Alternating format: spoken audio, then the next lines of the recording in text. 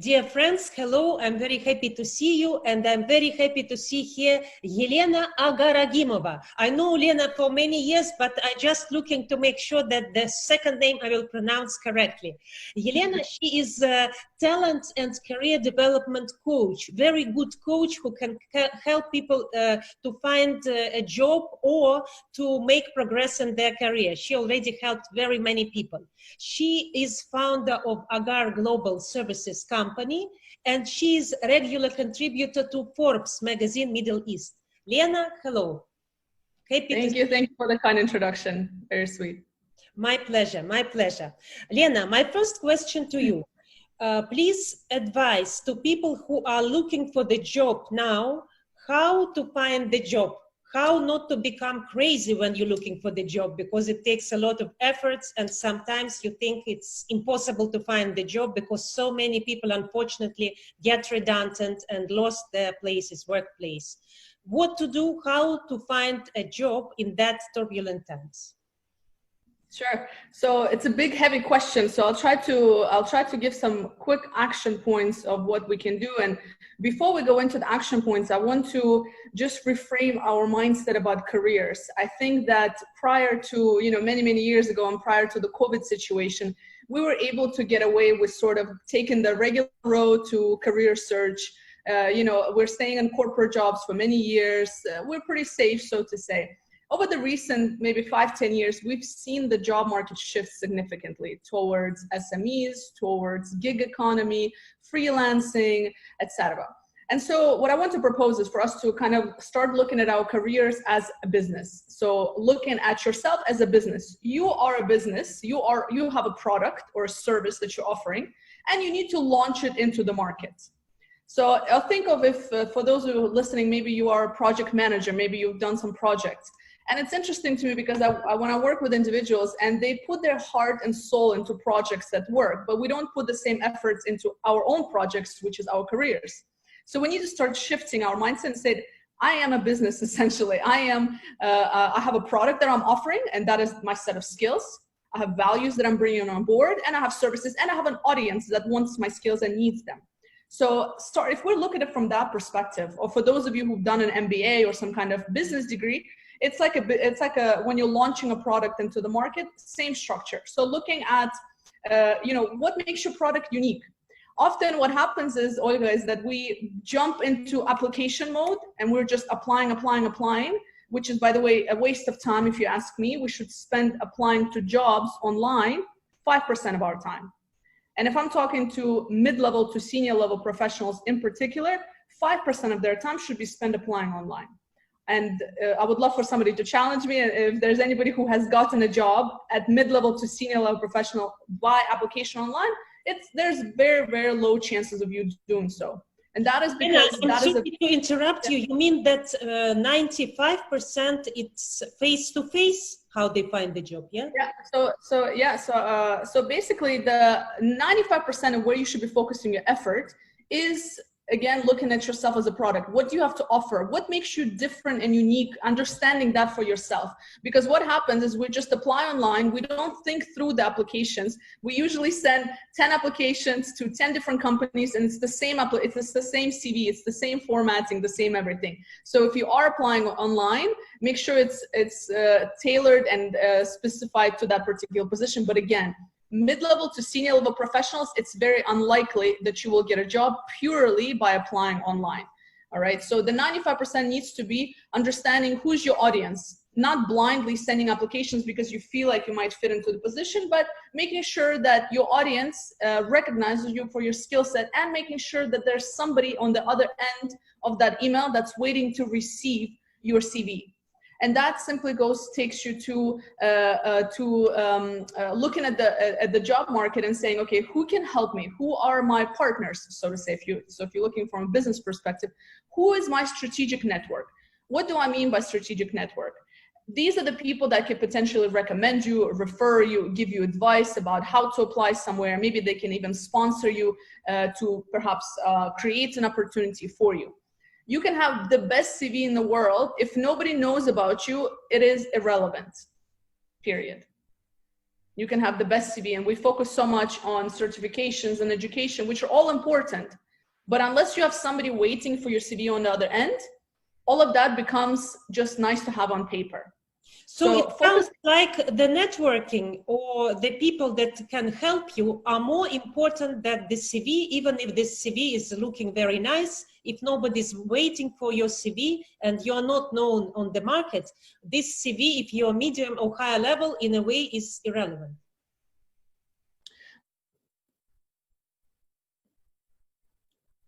When I talk with HR and recruiters, just think about it from a recruiter perspective or an HR perspective. If you are sending your CV via LinkedIn or just submitting it to the database, HR people and recruiters, first, they already have relationships with candidates. They already know people. So what happens is if there's an opportunity available, the chances are the people that are going to get an opportunity to even interview are the short list in their mind. Because at the end of the day, they're human beings. They cannot possibly go through the hundreds of thousands of CVs. That's one. Number two, if you're going through the online applications, the system might kick you out, your CV out, because you didn't match your words in your CV, right? So that's another point. Another point is that a lot of the jobs that are advertised are not really available, meaning it's per policy by HR that they have to advertise, but they already have somebody in mind who's been recommended, referred, or somebody they already know through their network, all right? And then another point here as well is the fact that it sounds difficult because you're like, well, how can possibly people know me? And that goes to your reputation or your personal brand, whichever one you like best, whichever term. There's both terms mean the same thing. Essentially, who knows that you know what you know? Right? And what makes you different from, again, everybody else who has the same level of experience, same education, same background? Why should they hire you versus somebody else with the same? And that goes back to you understanding yourself as a business, yourself as a product. What is your product offering that is different? Because if you don't know, if you cannot sharply tell people what is it that you do, what makes you different, what value you can, what problem you can solve for them, you will not be able to sell yourself at an interview. And that is the biggest piece we often miss as well, is that we don't spend enough time understanding what is my USP, unique selling point, right? So again, if we want to use the business term. It's very interesting what you're saying, that to look at yourself, even when you're looking for the job, applying for the job as a business product, as a business project, because even if the company is hiring you, they are hiring a person who can solve some problems for them. Is that something like that? Yes. So you are essentially offering, you are the product.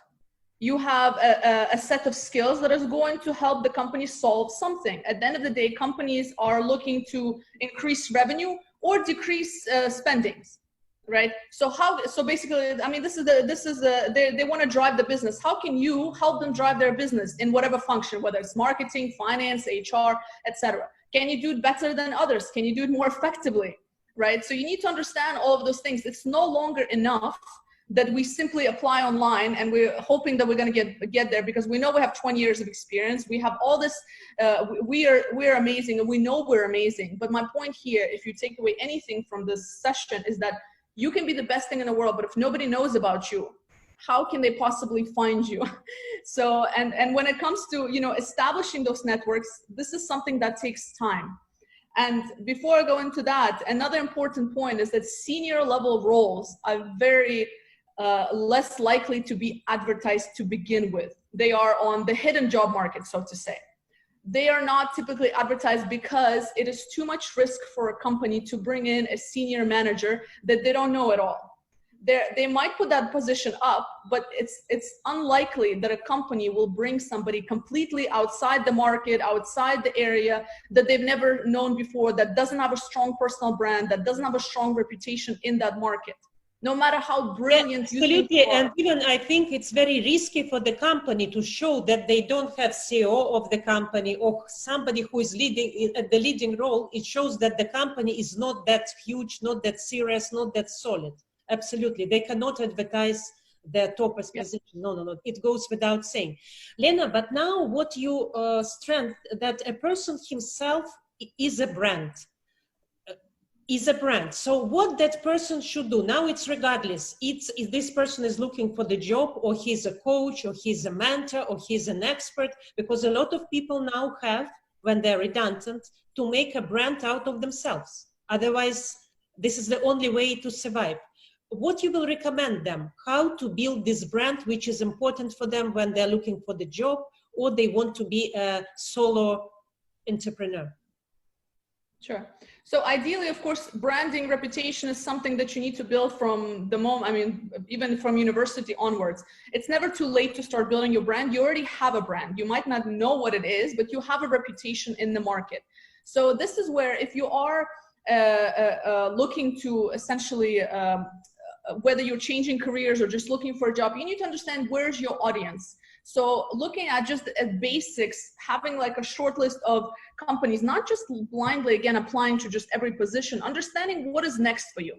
Taking a moment and reflecting, writing down everything that you have done, everything that you've achieved, right? All the people that you've interacted with, looking at previous recruiters that might have contacted you, looking at your current network, because sometimes we don't realize that maybe all we need to do is ask somebody, and maybe we just forget people. So just taking 30 minutes of your time to sit down and say, what have I done in my career? What skills do I have? Where do I want to go next? Right? And then identifying maybe 1 or 2 areas, right? Maybe shortlist those areas depending on where you are. So it depends, but basically having a short list of a couple of areas you can dive into, and then saying, wonderful, I want to be in company A and B, or industry A and B.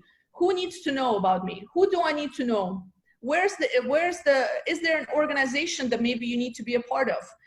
Is there, again, your strategic partners? Those can be your network, again, people that can introduce you. Those can be even reaching out to your alumni groups at your universities, right? So this is what the network is for. So you already have a connection with your alumni, doing a basic LinkedIn search to see where people are working.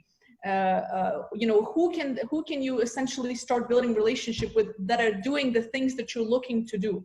And it's a long-term process. It's not something that's going to go like this, which is why a lot of times, you know, when we're thinking about our careers, we need to think big as we do about business, but the action points need to be small. So looking at how many new people can I connect with this week on LinkedIn? Let's say 5 people. 5 people I don't know, 5 people I know within the area that I want to be in, right? So, but again, one of the most important things I want to make sure people are doing is that you know that if tomorrow you're going to meet the CEO of a company that you're really interested in, you're ready to have that conversation. And that is such a simple point. And a lot of times we don't put effort into it. Doing a little bit of homework about yourself. Again, what makes you unique? Who needs what you have to offer and why? And what makes you different? Without that base, we cannot move forward. So you mean that if you don't have a very good presentation about yourself, if you cannot pitch yourself very nicely in 3-4 minutes and explain to this potential CEO that you will meet in elevator, it's useless to make this thousands of CVs to thousands of places because you don't have this good introduction ready. Maybe better to concentrate on introduction first, to prepare everything and then start pitching. You can do both at the same time. You don't need to necessarily, you can do, because every experience you have, even if you go and you meet somebody and you give a horrible pitch, you've learned something and now you're going to do better next time. So there's no shame in trying things before you're ready, but ideally we want to do that basic homework, because that basic homework will also ensure that their next move is the right move. And that's very important. So we don't come off as desperate for the next job. We may or may not be. It's a tough situation. We all have bills. We have responsibilities. We're all trying to make money, right? But all of these small things will increase your chances of actually getting that job. And another piece about branding, LinkedIn, this is what LinkedIn is really great for. LinkedIn is great for 2 things. And depending which part of the world, of course, so in some countries it's not as open, so it's not as popular, like in the Middle East region, it's quite popular, for example, in the US. So LinkedIn is great for 2 things. So personal branding, growing your reputation, and networking. What do I mean by growing your reputation? Meaning connecting with people that you want to connect with, creating content, right? So looking at, if you have, maybe you were an expert in a particular area, maybe you're a marketeer and you know something about, I don't know, the digital media, for example, and maybe you want to create some content around that. So you need to position yourself as an expert, and you need to continuously do that. Personal brand is going to drive the future of business in general. Even company brands are probably, unless the big brands, but at the end of the day, people are going to buy the person in terms of their reputation and what they have to offer before they even care about the company. So personal branding is something that is very, very important, and it's going to become even more important moving forward.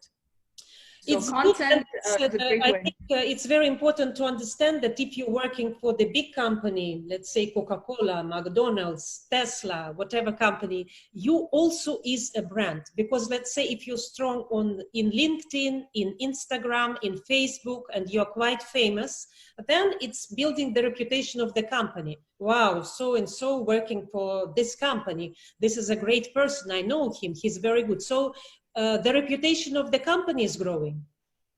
Absolutely, absolutely. And it is, when you are in a senior level position, your job is not the technical stuff. Your job is to be able to influence others, to bring business in, to do good negotiations, and to be able to communicate very well to the outside public, depending on the company and the communication strategy of the company. But we see a lot of managing directors appearing on interviews, appearing on, the Forbes or Arabian Business in this part of the world, right? So it adds credibility as well to your brand. So being associated with a company is great, but before you are associated with a company, you have your brand. And that is what makes it strong. And that's what protects you in the future as well. If another COVID or something happens, or you just lose your job, your brand will carry with you. You're not just a piece of the puzzle in the company. You also have your brand, no matter which level of position you're in. Always you have to think that I first represent myself and my reputation, because I may or may not be with this company forever. So people need to know what you're doing, whether with the space of your company or externally, whatever it is. So creating content around that, showcasing to people what you're doing, to showcase so that they start seeing you as an expert in your particular area. I mean, if you think about just people that you know, and maybe about particular topics, right? You might have already a few people that pop off in the mind, like somebody you can go to for career advice, somebody you can go to for finances.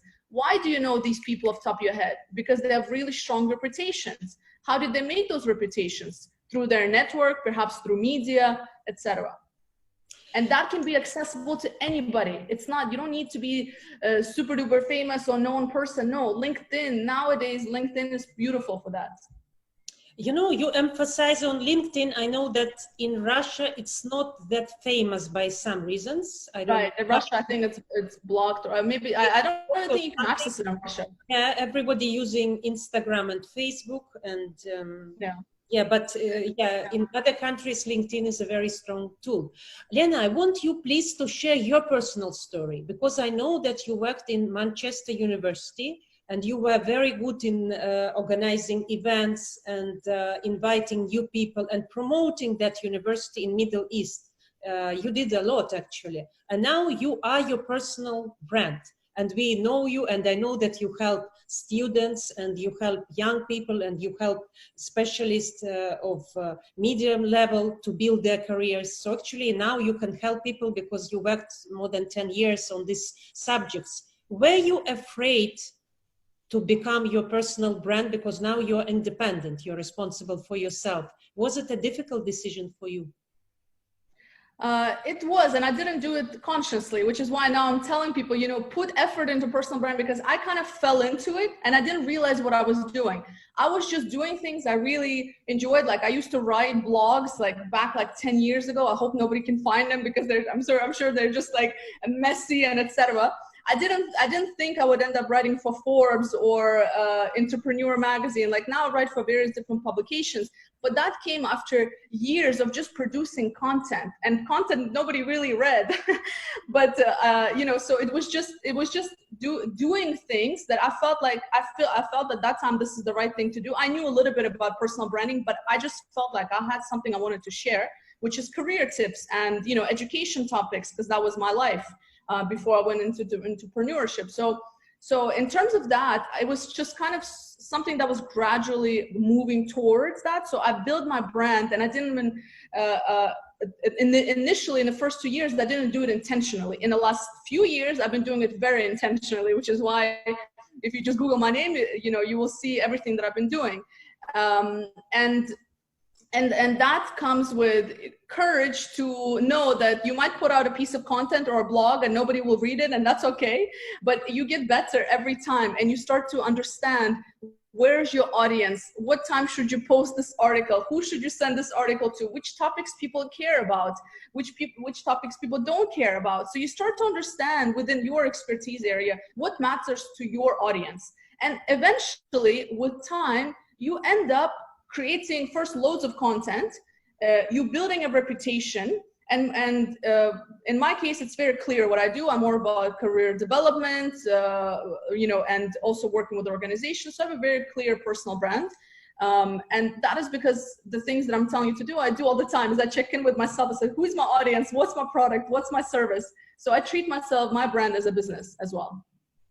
Of course, this is now your business. You depend on that. You generate money out of that. And even if in the beginning, maybe it will be not that big, but it will grow. More people will know you. They will give you recommendations. They will say, go to Elena. She helped me, so she can probably help you. And of course, it's what is called reputation. My last question to Elena, how do you keep your spirit that high? Because, you know, sometimes when you're looking for the job or you're building your brand, it looks like, you know, like there is no light in the tunnel. There is you doing and doing and doing and doing. And where is this huge money? Where is this people in Ferrari? Where is all this luxury life a person is doing, and nobody paying? How to, number one, not to give up. And how, number two, to continue doing that and to believe that what you're doing is right, or maybe to change your strategy, like how to find the strength in yourself? Good question. What I use a word that I describe entrepreneurship in general is like a roller coaster of emotions. Some days I literally go through, in an hour, I can have some really amazing things happen to me and then crushed by something else. And this happened to me the other day. And I even told my partner, I said, I think this is the time in my entrepreneurship journey when I'm just supposed to, this is just testing me. So I think it's just understanding that this is part of the game. Like, that's part of the game. The process, it's not easy. It's not supposed to be easy. I think understanding that, because if you're expecting that your business is going to be easy to build it, etc., I think it's unrealistic. So I think mindset has a lot to do with it.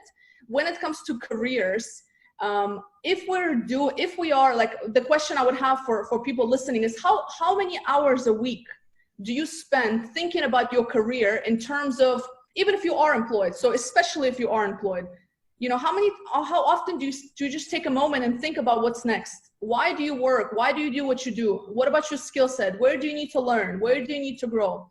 The chances are we're just so automatic and we get very comfortable and we stop growing.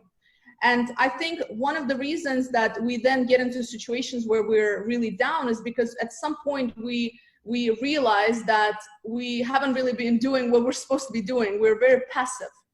So I think that what keeps me going, number one, is the fact that I truly love what I do. And it might sound cliche, but genuinely, I wake up every morning and I'm excited to do what I do. But I also have very smart people around me that tell me what I shouldn't be doing and giving me good advice.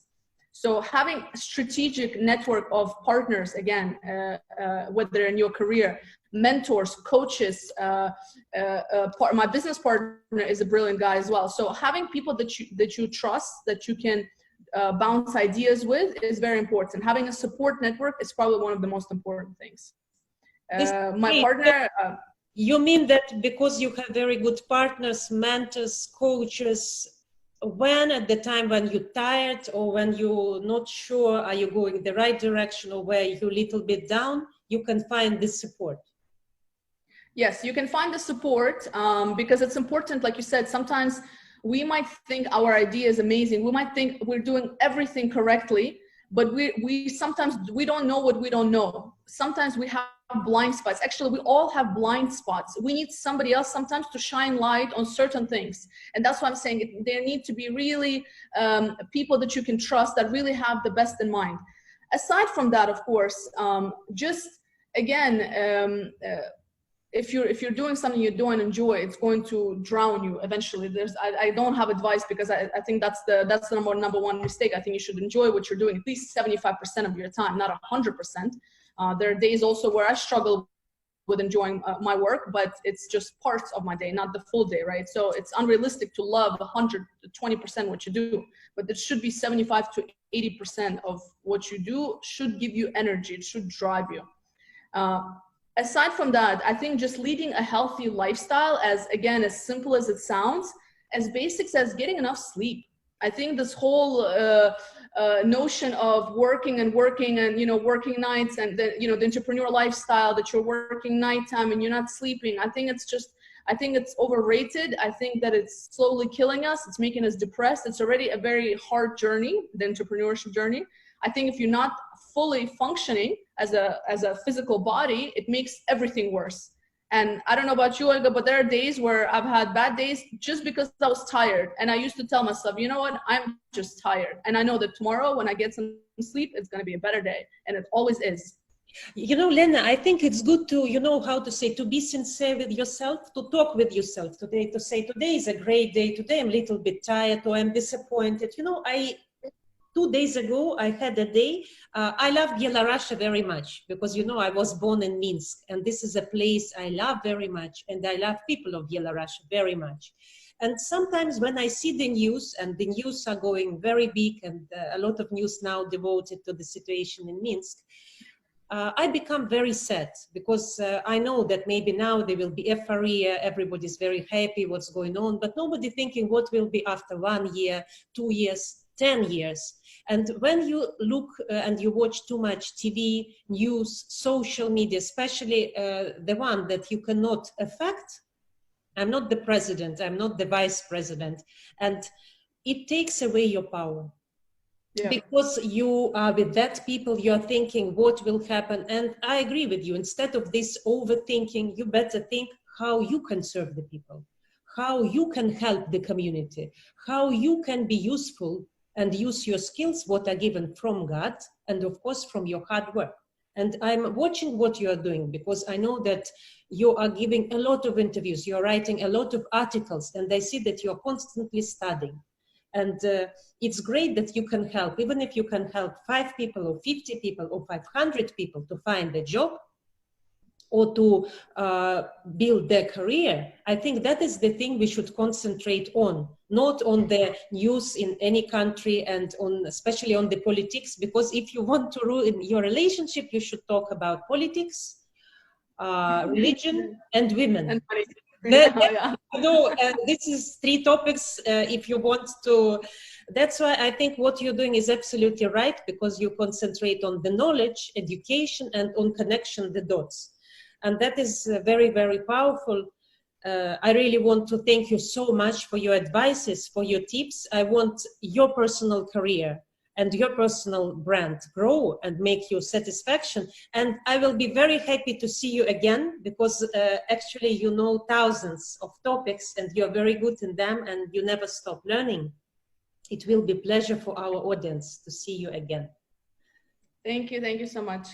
Thank you so much. That was a pleasure to see you. Good luck. You too. Yeah. See you. Bye-bye.